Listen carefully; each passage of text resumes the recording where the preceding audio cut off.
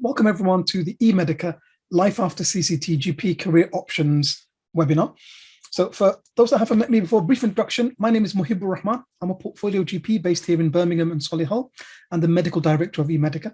I've been writing and teaching about GP careers now for over 16 years. I wrote the book GP Jobs, A Guide to Career Options in General Practice back in 2010. And I've been working on the second edition actually the last couple of years. So in terms of the program, I'm going to go through a welcome and an introduction to what we're going to cover in the session now. And then we'll start by looking at some of the most common career options and look at the pros and cons of each. And I'm going to get you to get involved with that. So salaried, locum, partner, portfolio careers. Then I'm going to look at how to compare different offers and some of the common pitfalls that qualified GPs run into difficulties with, especially newly qualified GPs. And then we'll look at how the CCT Plus course, the full day course, for qualified GPs can help you prepare for life as a qualified GP and your career over the next 30 years. And I will finish with some final tips and just a sort of final message. Okay, let's make a start then looking at some of the common career options that people pick when they're qualified GPs, especially as their base. So we'll start with salaried. And what I'd like you to do is type into the chat, what are some of the advantages first of taking a job as a salaried GP? And then we'll look at disadvantages after, but let's start with advantages. Just type into the chat. What are some of the advantages? Okay, so someone said job security, stability, annual leave, the BMA contract, fixed salary and income, okay, sick leave if you're unwell, annual leave, employment rights, okay, so things like annual leave, sick pay, maternity pay, great. Okay, so less admin in terms of you don't have to do the running of the business, you do your clinical admin. Pension, so you only pay the employee's pension. The employer's part is covered by the partners. Okay, less pressure and less responsibility for, you don't have to worry about managing staff. Okay, so good. So some of the advantages, and I think you guys have picked up most of these. So yeah, you've got stability, haven't you? You know exactly which hours you're working each week. You know which days of the week you're working. If you're working less than full time, that makes it much easier to plan and manage things like childcare. You have employment rights. One of the biggest advantages of being salaried is that you have employee, so you have a right to annual leave that's paid, to study, CPD time that's paid, sick leave if you're unwell, maternity, paternity. If you're unfairly dismissed, you have a right to take someone to tribunal. After a certain amount of time, you have rights to things like, if you are made redundancy pay. You have regular income. Every month, you know exactly how much is going to hit your bank account on payday. Get the same amount every month. It doesn't go up and down 1 month to the next or 1 week to the next. Again, that makes it much easier to plan how much you need to spend for, your house costs, your car running costs, your school fees for your kids, your childcare, your gas, electric, your shopping, your savings, putting some money away to go on holiday, things like that. CPD and educational opportunities. So first of all, you're entitled to paid CPD time, but there's also often a lot of good practices will have things like in-house journal club or study meetings. There'll often be teaching organized within an area where, like the different practices shut down, they pay out of hours to cover their patients, and then they organize teaching with, different speakers covering different topics. Okay, and that's in paid time, it's in work time, but it's organized for you as well. For a lot of people that, really don't like some of the other aspects of general practice, the business, the management, you can focus more on the clinical work. You've got to do your admin related to your patients, i.e. the letters that come back from clinic, the discharge summaries, the blood requests that have come back and things like that. But you don't have to worry about the business side. So it's less admin than, say, a partner. You also get paid through payee, so you don't have to worry about paperwork to do with things like tax and pension in the same way as a locum does. And in terms of money, actually, if you're in the right salary job, sometimes the salary per hour, although the overall pay might be low, but the salary per hour can actually be more than some partnerships. Okay. What about the downsides? What are the downsides of being a salaried GP?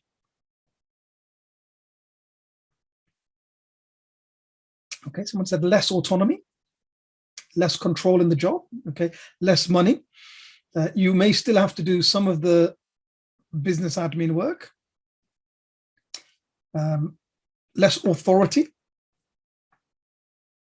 Someone said the fact that you have a regular fixed income, while some could see that as an advantage, some could see that as a downside, that sometimes you need a bit extra, okay?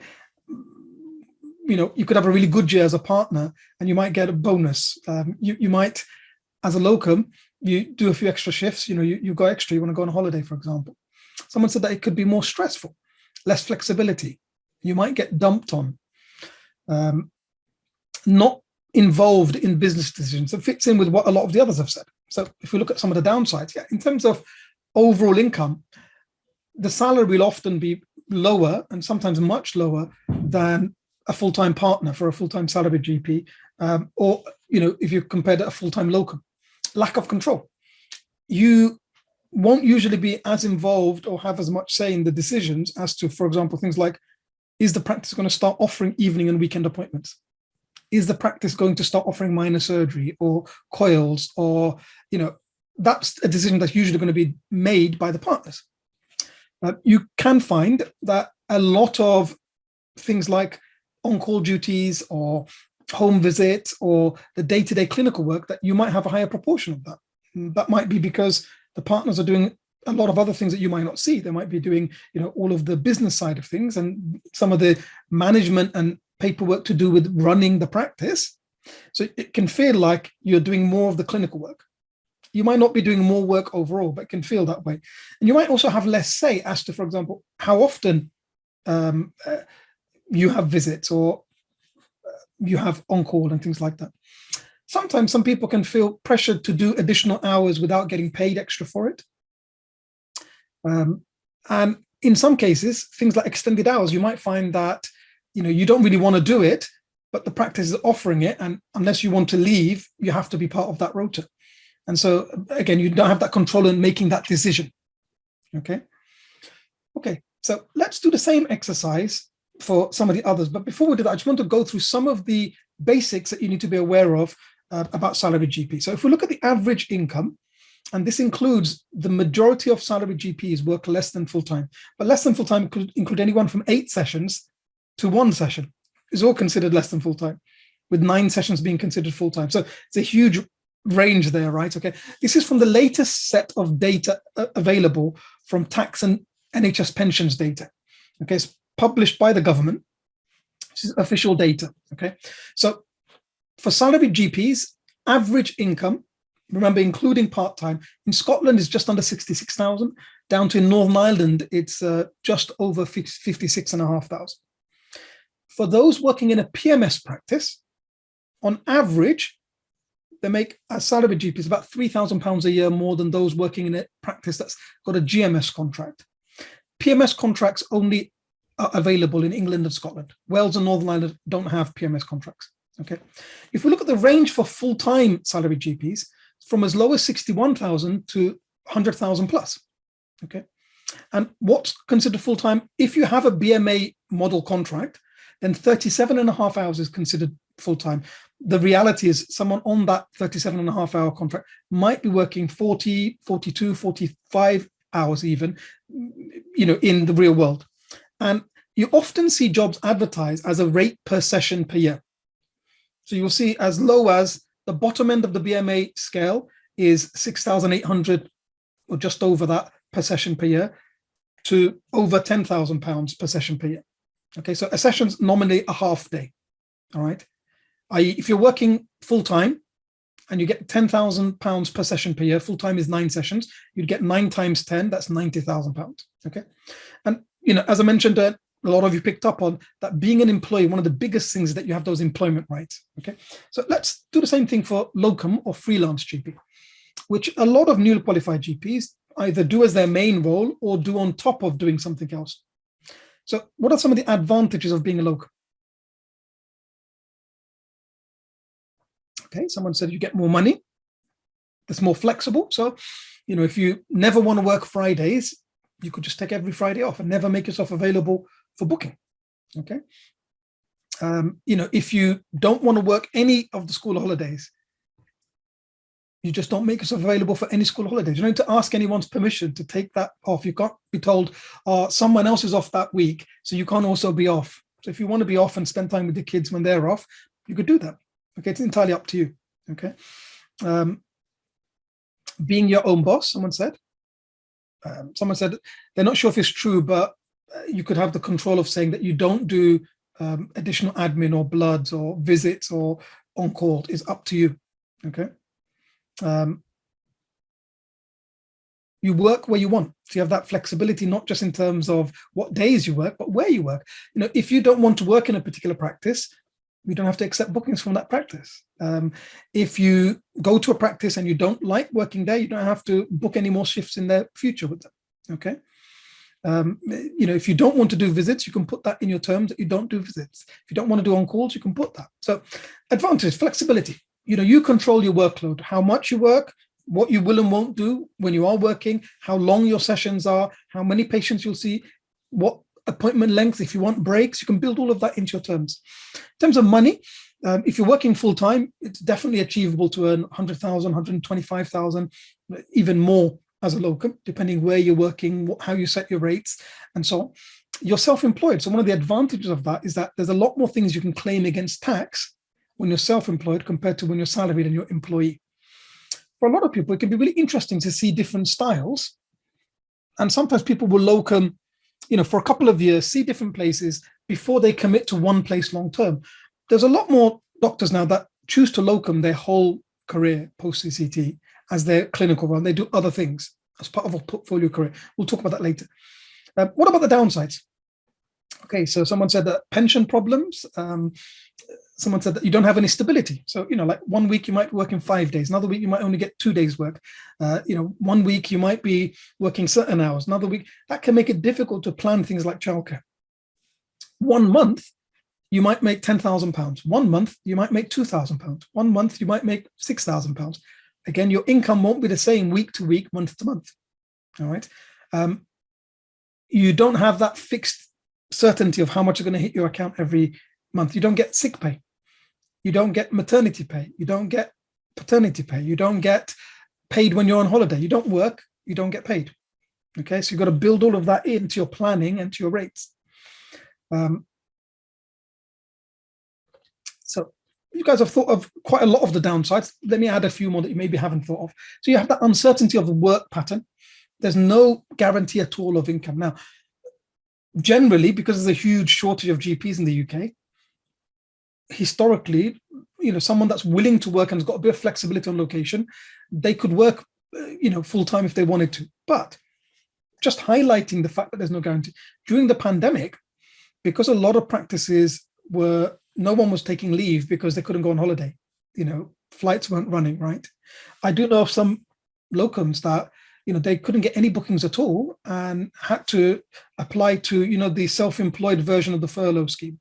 Had to apply to that or go on to universal credit even, because they just were getting 1 or 2 bookings a whole week or not getting any bookings at all or having bookings cancelled. So there isn't that guarantee. Some doctors really don't like the traveling. Again, if you salaried or a partnership, you work in one practice, you know how far it is, and you might choose to live somewhere that's within, say, 20 minutes or half an hour commuting distance.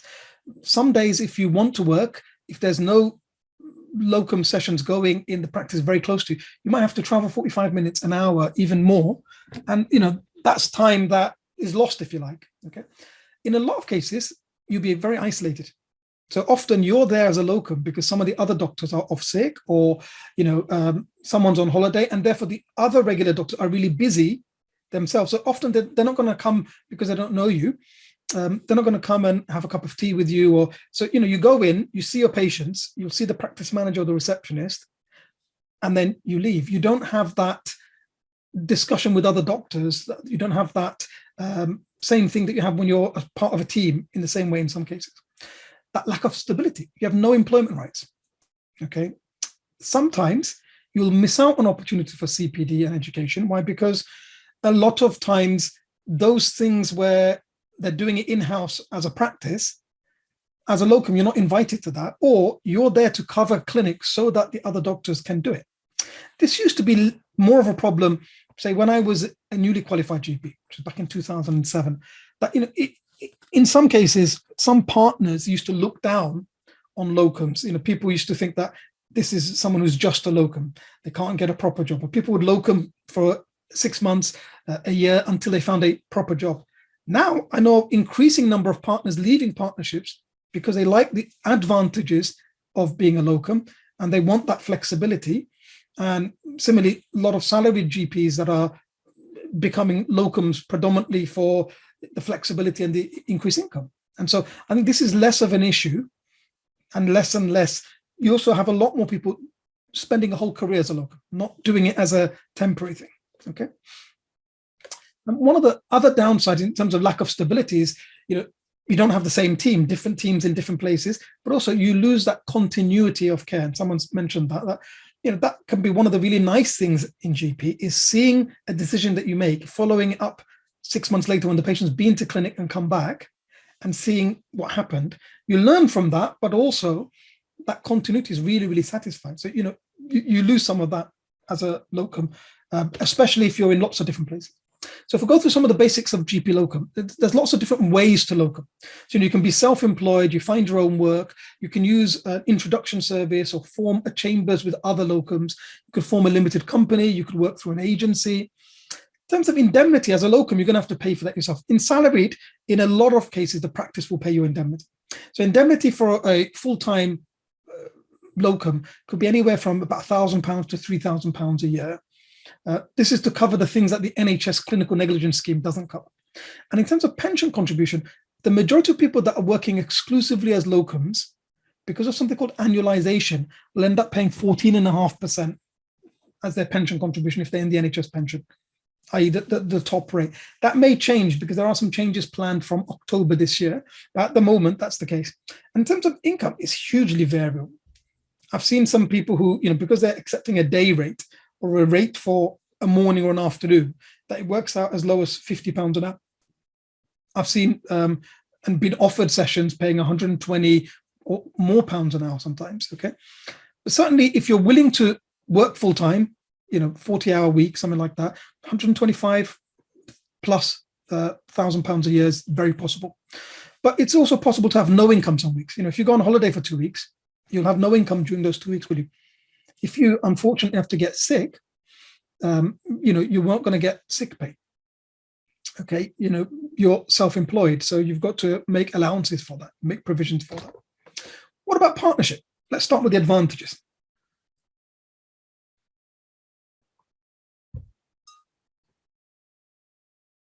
Okay, so someone said you're the boss, you're more in control, more income, more control, you've got a lot more say. Okay, great.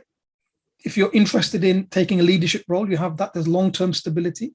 If you want to have more leave and your partners are happy with that, you can have more leave. You can influence change. Great. So yeah, there's some of the main advantages. Average income is going to be higher than salaried. You can make money from the property side of, if you own the building or buy into the building, the NHS essentially will pay rent for using that building for the NHS. Even after the building's paid off, you're still getting that rent from the NHS. Okay. And so you can actually make money from the property. You can shape the services. You're an employer. For some people, there's that feeling of satisfaction that, they always wanted to be a partner and have their own practice or share of their own practice. And, that stability, potentially, if you want to, you can stay there for life. Okay. So, I opened my own practice with my best friend from medical school, must be now 6-7 years ago. That first day when the sign's finally gone up and, we done all of the registrations and all the equipment buying, our whole process took over a year. That first day we opened and saw our first patient is really satisfying, having your name on the door, What are the downsides?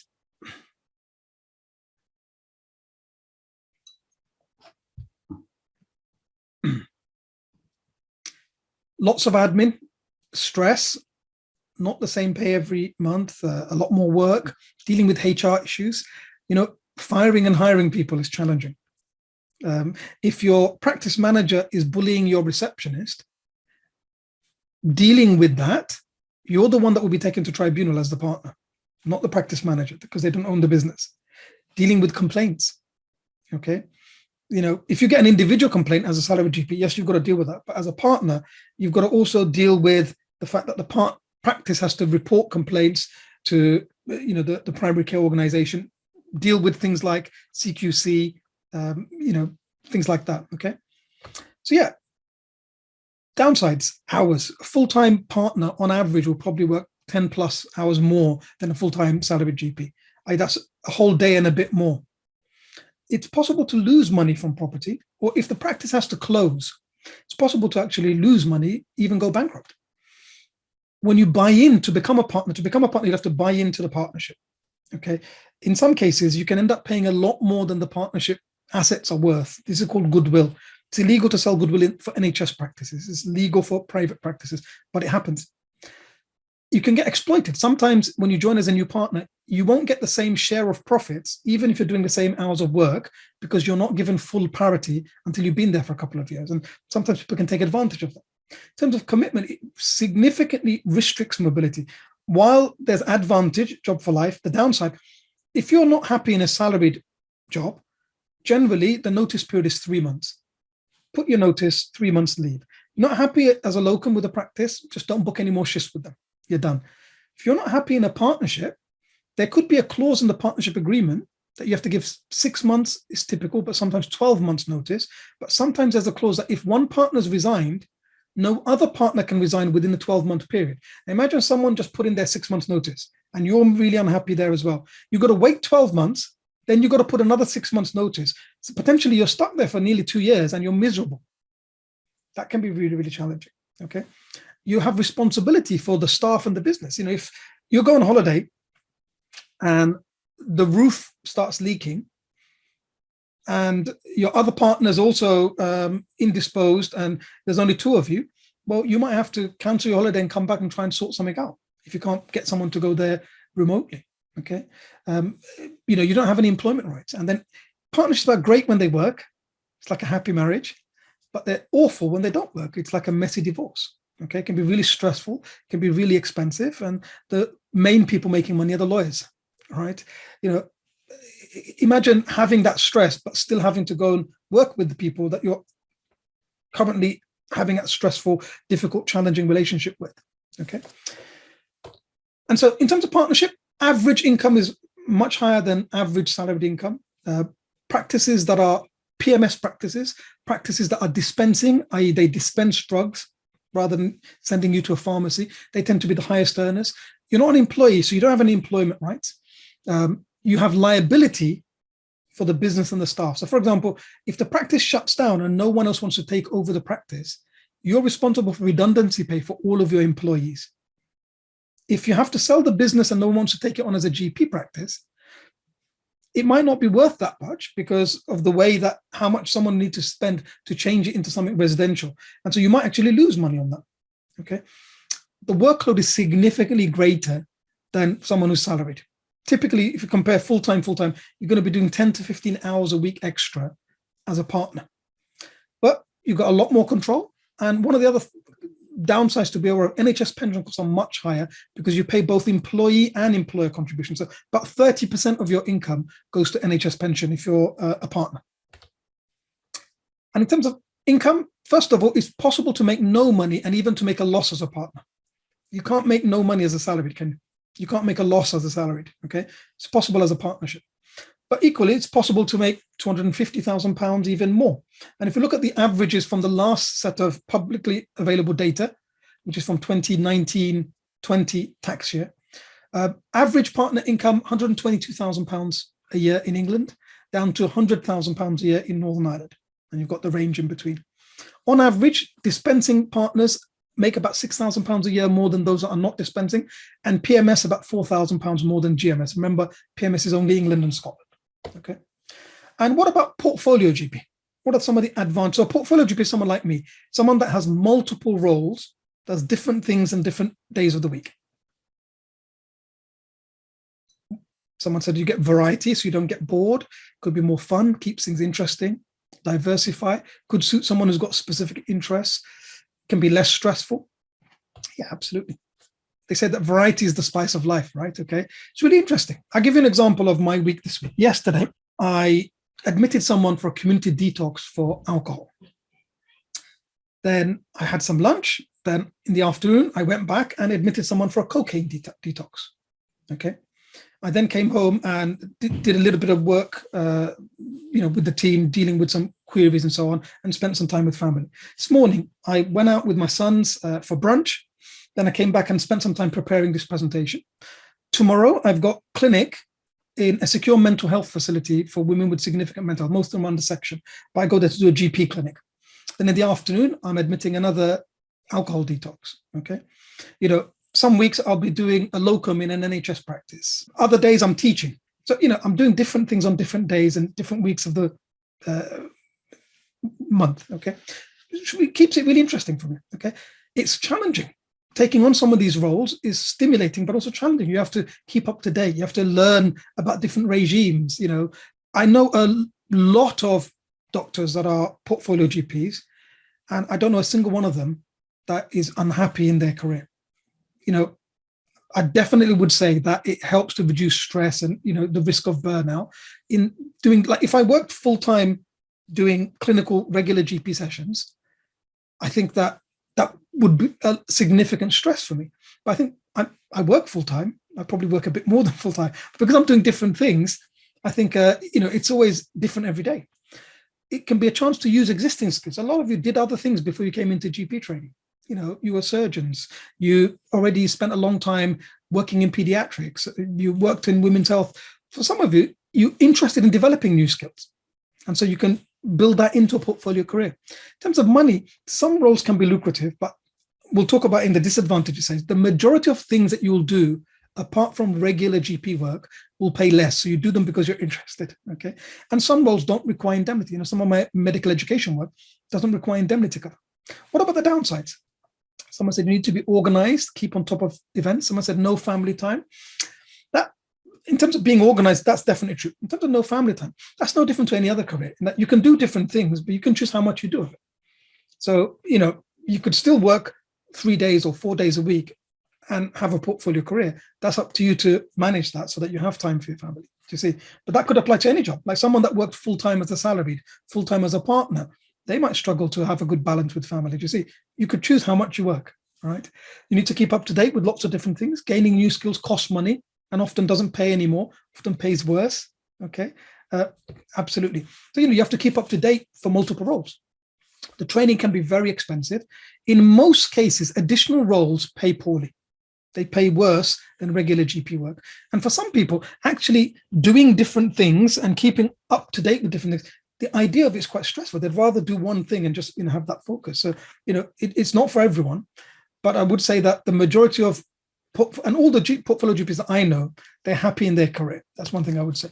So in terms of a portfolio GP, it's someone with multiple roles. You have a traditional career option as a base, as a partner, as a locum, as a salaried, and that's your base. Then you can add on to it other things. So medical education, prison work, police, forensic medical examiner, occupational health, medical legal assessments, GP with specialist interest, clinical assistant in a hospital role, remote consulting, management and leadership work with the PCO, the CCG or the health board, those kinds of things. I'll just give you an example. I just touch on it because of time. So, my portfolio, we could look at clinical and non-clinical. So I'm a partner in my own practice. I work as a locum in some other practices, predominantly an NHS practice that I've been working on and off at for a long time, where the partner is one of my friends. And, when he's on holiday, recently he went to Egypt for Ramadan. So, I covered him, for example. Okay. I'm one of the lead GPs at a secure unit for women with significant mental health. That's where my clinic will be tomorrow, for example. I've worked as a prison GP in the past. I still work covering a community detox unit. I was there yesterday. I'll be there again tomorrow. I've done in the past medicals for the army, medicals for students going to work in America as camp counselors, okay? Medicals, things like that. And then I've got an interest in global health and humanitarian medicine. So throughout the last, 20 odd years of my career, I've been fortunate enough to go to Sri Lanka, Pakistan, Lesbos, Bangladesh on different humanitarian missions. And then non-clinical, I'm involved in medical education. So teaching, this is a group of medical students. I've been an examiner for the GMC. I continue to examine for Liverpool Medical School, for OSCEs. This is actually doctors at our CCT Plus course. They're all qualified GPs now. This is a few years ago. I teach and have taught courses with Health Education England, East of England, KSS, various deanery teaching sessions. I've run a course jointly with RCGP, Beds and Hearts faculty. And then I'm an author and editor for various books and articles I've written over the year, including a study guide for RCA, the GP 100 case grammar, the GP careers guide. These were articles in Innovate and so on. So, different things. So really, what I want to summarize in terms of these different things is that there's lots of options open to you. And one of the things about this exercise we did about pros and cons, it's important to understand no job is better or worse in and of itself. Every job has pros and cons, and it's about finding what's right for you. You're unique. Some of you would be miserable as partners. Others of you will only be happy as partners. Some of you will be so happy in the right salaried job. Some of you will never like that not being in charge. It's just how you're made up. We're different people, do you see? Some of you would hate being in different practices on different days. Others of you will love the flexibility of a locum and don't mind the fact they're in different practices on different days and actually like the driving and the traveling and enjoy that. Do you see? You're unique. Don't get in your mind that it's better or worse to be a partner or salaried or locum in and of itself. None of these are good or bad or better or worse. They've all got pros and cons. And what's right for you now might be different to what's right for you in 5 years' time when your situation is different.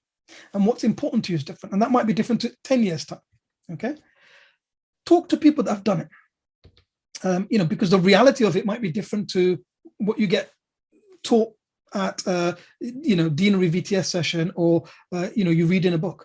And have some flexibility that, if you try something you don't like it, you can change your mind. It's okay. You don't have to think, you know what, now I've done this, I have to keep doing it.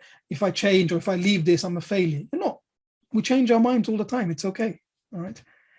So let's talk a little bit about how to compare offers and some of the common pitfalls. And then I want to leave some time for questions and answers. Okay. And I'll tell you about our full day CCT course. So how to compare offers. So things to consider for any role.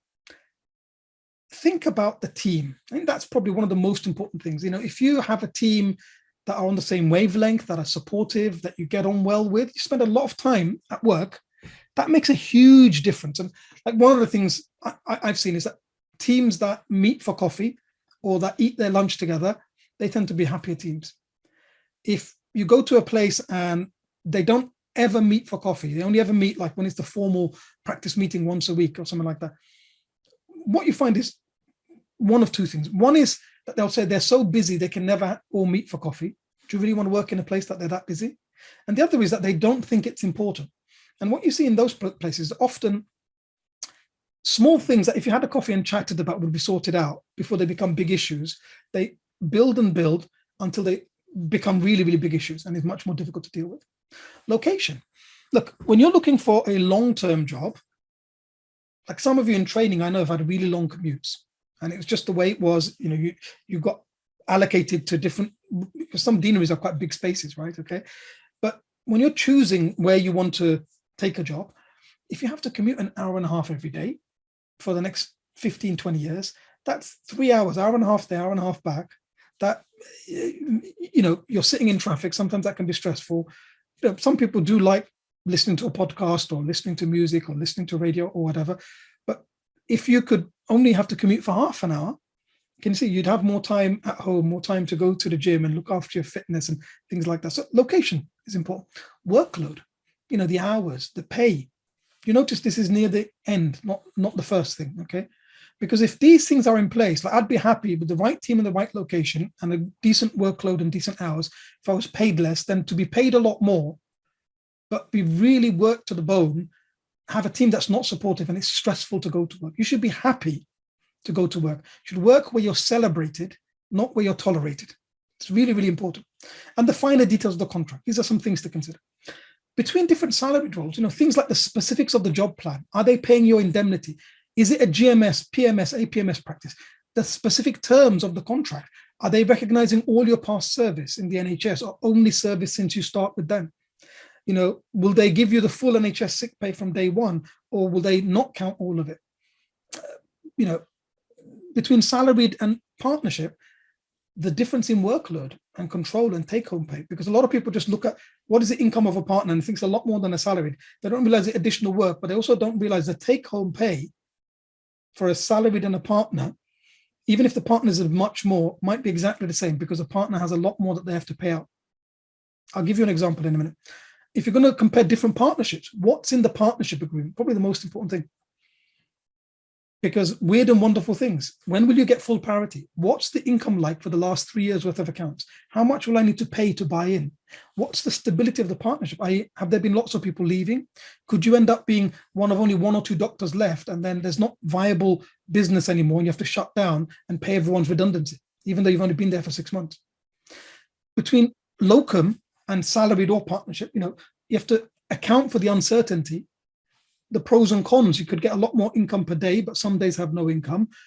The risks, if you get sick, no pay. If you're on holiday, you've got to make sure you account for having some money because you're not going to get paid. Maternity, paternity, the traveling. Let me give you an example of comparing 2 salaried practices. Okay, so we've got practice 1, option A. This is what the advert says. Practice 2, option B. This is what the advert says. Okay, have a look at that. I'll launch a poll. Someone's picked option C. I like it. Go against the grain. Make your own option. Yeah, absolutely. Okay, but of those that picked between option A and option B, 2/3 of you picked option A. Less than 30%, about a quarter picked option B. The rest either didn't pick anything or picked option C, i.e. they don't like either. Okay, so on paper, this looks like the better option, doesn't it? Because they both give the same study leave and annual leave, but GMS practices should offer the BMA model contract. Therefore, you should have recognition of all your past NHS service. PMS practices don't have to offer, in some cases, the BMA model contract. So they might say, we're only going to recognize your NHS service from the day you start with us. And this one's paying £9,000 a year more, both 9 sessions. On paper, it seems really easy, right? But this is where the reality of the job plan and the nitty-gritty of the details of the contract. So if you actually find out the details, you find that someone working 9 sessions, regularly they're working an 11-hour day. They're there at 8, they don't get home till 7. Although clinics are finished by 6:30, they're still there till 7, finish off paperwork. And although clinic doesn't start till 9, they go in at 8 to be able to deal with the bloods and the doc man from the day before, just because it's that busy. It's an intense practice. They have half day, right? 9 sessions is 4.5 days, but they're half day. They never get finished until 2 o'clock. That's the earliest, okay?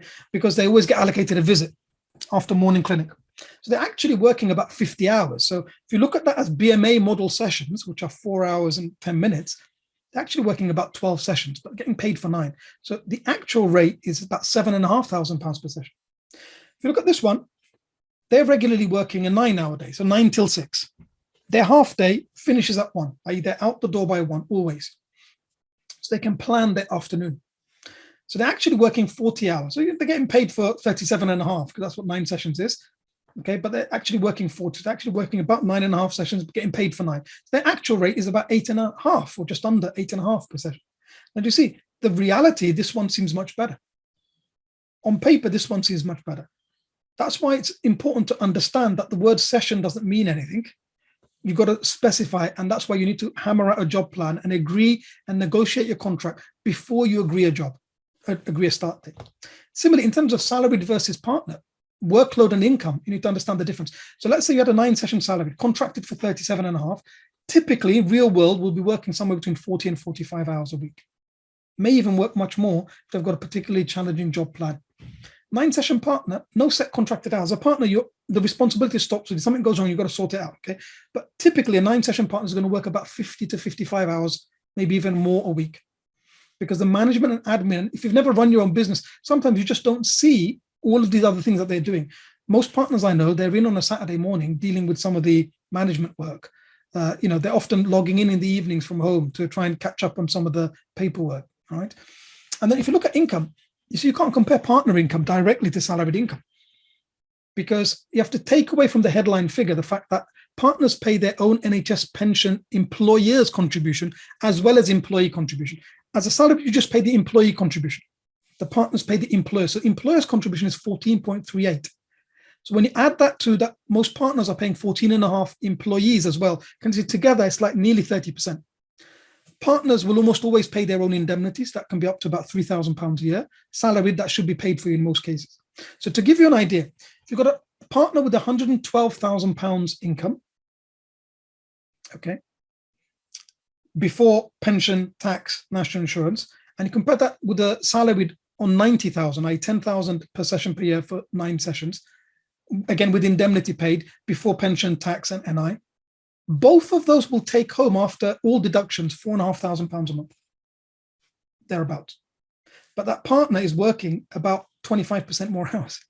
Now, do you see, if you knew that and understood that and went into it knowing it, because you're still happy to do that, you're thinking about the long term, that you can help grow this, you can make money from the property, that you like the control, that's fine. Whereas if you just saw that and thought, oh yeah, that's 20 grand more than this, and then you realize that actually you're working a lot more hours, and this salary, they did 1 extra locum session a week, would make more money than you take home, and still have nearly a full day more off than you might be miserable if you didn't understand that. Do you see?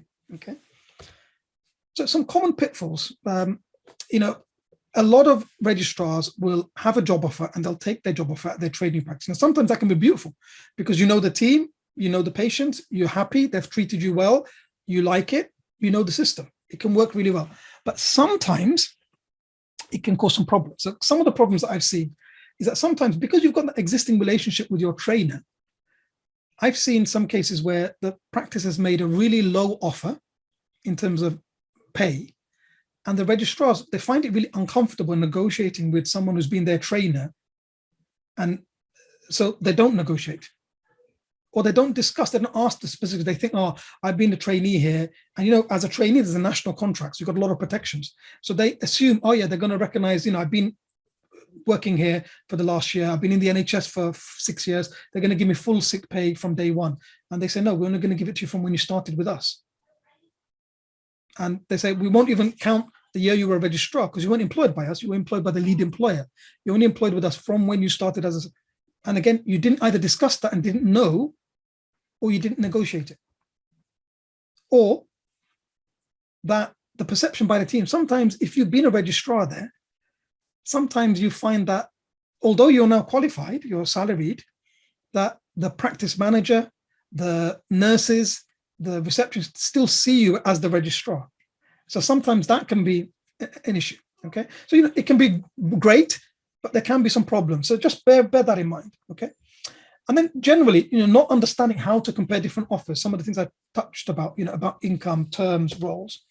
And so some of the things for each of the common options. So salaried posts, not offering some of the model contract terms, not agreeing a job plan before starting. And you start, you've never seen a contract, and then you see that it's a lot more work than you were expecting. And what you thought was a session is different to what they thought was a session. You thought a session was 4 hours, they thought a session was 7 hours, and you're doing 14-hour days, and now you're miserable. Locums, not agreeing the rates, not having your own terms and conditions. And so I'll give you an example. You booked 2 weeks worth in prime weeks in summer holidays, and then a week before they cancelled. And now you can't fill that time because any organized practice will have already got their leave sorted, their cover sorted. And you didn't have any cancellation clause, you didn't have any terms and conditions. Well, they don't owe you anything then. You can't just ask them for money. You had no contract. You had no protection. IR35. So if you're going to work for a limited company, but you've not thought about how it's set up and you fall foul of IR35, you end up paying more tax than you need to. Not accounting for the fact that a common mistake new qualified GPs do is they think, oh, I can make this much per day. I'm going to work 5 days a week, multiply that by 52 weeks in a year. I'm going to make this much. But then you're going to need some holiday, aren't you? So if you're off for 5-6 weeks, you're getting zero income those weeks. What if you're then, don't get any work on bank holidays because the regular practices you work at are shut and you're not doing out of hours, or you can't get a shift in out of hours because the regulars have filled those shifts. What if then you go off sick for 5 weeks and have no income during that period? Don't account for that. You need to go on a course. You need to get some CPD. Well, not only is no one paying you for the course, you have no income that day. You don't account for that. Partnerships. So not understanding the accounts and the agreement, ending up getting conned, paying a lot more than the practice is worth for the buy-in, then one after the others leave and you get left as the last person, has to pay everyone else's redundancy. Things like that, okay? So let me touch on how our CCT Plus course can help you prepare for life as a qualified GP, and then we'll do Q&A for the last 10 minutes. Okay. So the next live course is Saturday, the 18th of June. It's a full day, 9:30 a.m. till 6:30 p.m. You will get access to the recording for a month afterwards on request. And anyone that's not free on that date, there is a recorded version available. The current recording is from last year, but it will automatically get updated to the new version a few days after the 18th. Okay. So really, it's everything you need for the next 30 years of your GP career, but covered in a level of detail and the nitty-gritty, the real aspects of it, things that often don't get covered in that level of detail elsewhere. Like there will probably be a Life After CCT event at your deanery, but often what you'll find is they won't talk about things like money. They won't talk about things like limited companies. Often the people delivering it, because their experiences being partners and so often some of these things that are specific to, for example, working as a locum, some of the finer detail, they just won't cover it because they don't have that experience. Okay, so we'll cover all of the common job options, but we'll also cover portfolio career options, GP with specialist interests, alternative careers. If you want to work abroad, which countries recognize your qualifications without needing any more exams, how much you'll get paid there. But we'll also cover key skills, so interview skills. We'll actually have some practice interviews, how to compare offers in more detail, how to negotiate. Again, we'll practice some negotiations, both for an initial contract and to ask for a pay rise when you've been there for a while. Okay. So, we'll cover all of these things. Where do you find jobs? How to write a great CV so that you get shortlisted? Why you need a good cover letter? How to perform well at interview? What are the common questions? How to negotiate? Why you should always negotiate? What are the things to consider? What are the terms of the BMA model contract? How to succeed as a GP locum? We'll do case studies of a part-time 75k a year locum to a portfolio career with locum as the base, earning 140k a year. How to evaluate a GP partnership on the basics of understanding the accounts. How to maximize your income, whichever role you're doing, maximize your take-home pay. How you go about starting out to develop a portfolio or develop a specialist interest if you've sort of got no contacts or you're starting from scratch. How to understand the money side of being a qualified GP. We go through in a lot more detail because we've got a whole day, not just 45 minutes to an hour, the common pitfalls. And in terms of alternative careers, we'll cover working abroad, working as a military doctor, a ship's doctor, humanitarian medicine, private GP, telemedicine. In terms of portfolio, we'll cover things like medical education, prison GP, occupational health, medical assessments, all of these things and more. Okay, so it's full day, 18th June, live stream, 7 CPD credits. It's £195, includes a 100-page PDF course booklet and access to the recording. Someone will post the link if you want to book. I'm just going to go through some of the questions from the Q&A. So someone's asked, any tips on how to develop a portfolio career? How do you find the opportunities? Great question. So first thing is to be open to new experiences, be open to trying things. So, how did I get involved in prison medicine? We had just one day trip when I was a registrar, for our VTS. They took us to the local prison. I did it in Neath Port Talbot, and it was a prison near there. And, I'd never thought of it. Sometimes the mind can't comprehend something that you've never seen with your eyes. And just got me thinking. And then, as a registrar, I did the RCGP drug misuse certificate. That's come in really handy, both for prison medicine, my work as insecure mental health, but also because I work in detox. So sometimes if you've already got an idea, look, I'm interested in that, doing a relevant course so you get some skills can help. You can open doors. Other times, if you're thinking about something, contact the doctor who's there and just ask them, if you're genuinely interested, in most cases, people are really happy to have someone come and observe and shadow, for half a day or for a day. And that can be a way to make a contact or just to see what it's like as a way to get started. Okay. Someone said that they've been offered a salaried role in a large practice, 25,000 plus patients. Is there a limit of patient numbers that would be given to it? No, there's no set numbers for that. But actually, in terms of workload and intensity, that's something really important to look at. How many patients per whole-time equivalent GP will give you an idea of how busy it will be. Now, there's differences in that depending on, some practices have paramedics that do visits. They'll have, nurse practitioners that can do a lot of the chronic disease clinics. They might have pharmacists that do a lot of the medication reviews and things like that. And we'll cover that at the full day course in more detail, how to analyze the numbers and things like that, and what questions to ask so that you actually understand what you're going into. Someone said, what is the number of patients in one session on average? There isn't an average. Every practice is different. Again, this is why you need to nail down the specifics of the job plan and how that practice works, okay? On top of that, 12 patients in one practice might be completely different to dealing with 12 patients in a different practice, because some practices are all triage, everything is telephone first, and then you convert some to face-to-face. Others are all face-to-face. Others are telephone consults, but not triage, full consults. Others are, half remote video. This is where you need to get the details. There isn't an average, there isn't, sort of a benchmark, if you like. Someone said that they've got orthopedic experience and they'd like to do some musculoskeletal work. So if you want to sort of do it informally in your practice, like I do joint injections at our practice. I did orthopedics before I was a GP. I did rheumatology rotation as part of my GP training. So I learned to inject joints, things like that. So informally, if you've got the skills and experience, you can just do it. If you want to become a GP with specialist interest and potentially tender for a service and take referrals from out of practices, then you need to get accredited. So we'll cover the process for that. Again, there's a session on that where we cover how to develop specialist interest. Okay, we'll cover that. All right. Someone said, when seeking a job, how do we sort out medical indemnity? So if you're a partner or you're a locum, you just pay for it yourself. Okay. If you're salaried, ask about it. In most cases, the practice will pay it. If not, they might have a group scheme that you can join at a discount. And someone said, how do you negotiate for your sessions to be limited to 15 patient contacts without offending? Well, that would depend. So for example, if you're locum, it's entirely up to you what you put in your terms and conditions.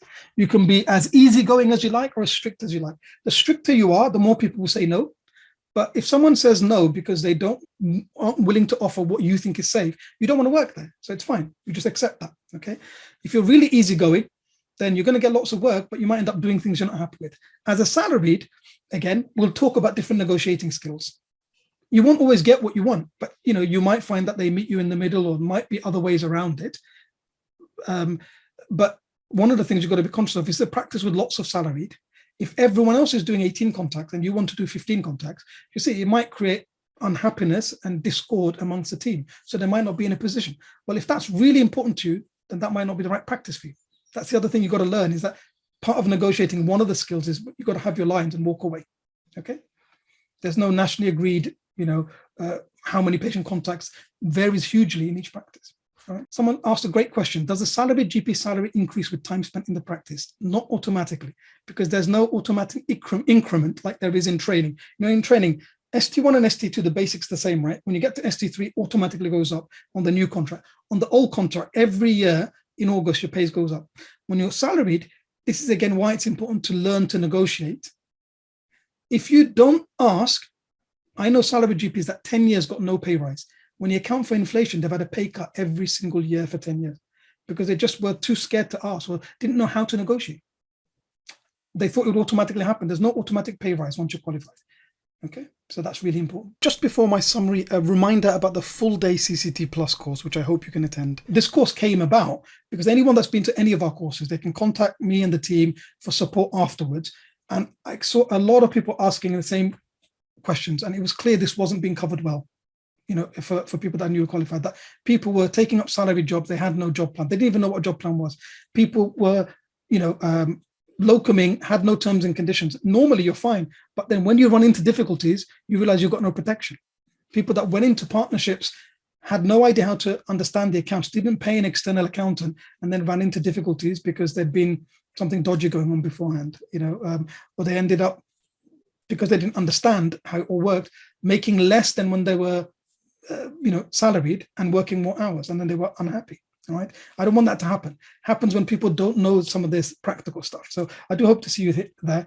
But for everyone that's leaving, all the best. Keep in touch. Let me know what you're getting on with your career. You can always contact me by email, drop me a message. Okay.